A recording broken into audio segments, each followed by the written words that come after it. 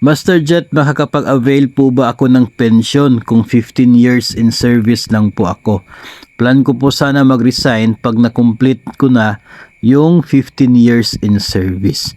No, ayon sa ating sender, medyo nai-stress na siya doon sa kanyang trabaho dahil nasa 53, no, 53 yung students niya sa kanyang classroom.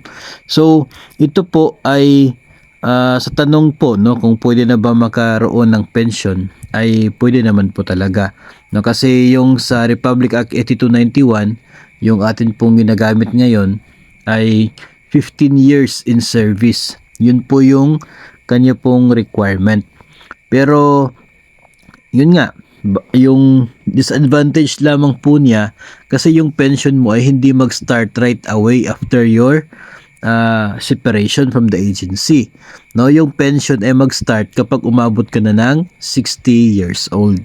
So ikaw ay nasa 40 years old pa lamang ngayon o kaya ay 45.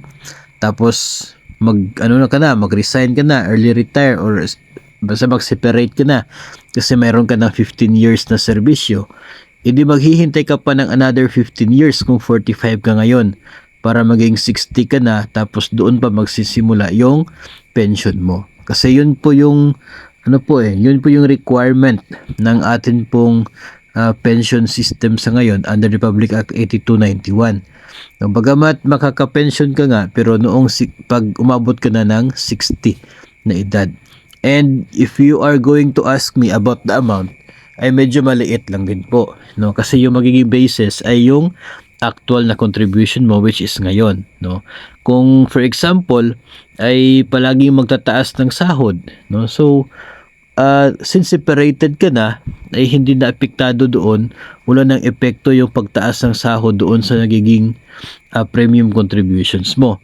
So yung computation ng pension mo ay doon lang sa current na average monthly compensation ngayon, kasi yun po yung mayroong remittance, no? Hindi na po yung sweldo in the future kung kailan ikaw ay separated na. So kung 15 years ka lang, ay nasa about 37.5% lamang yon ng inyong average monthly compensation ngayon. So medyo mababa lamang po yun, no? And I doubt na you will be happy to receive that amount na ganun kalaking halaga when you are already 60. Dahil kung titingnan po natin yung flow ng mga pangyayari ngayon, ay parang hindi na siya magiging sapat sa mga pangangailangan mo kapag 60 ka na.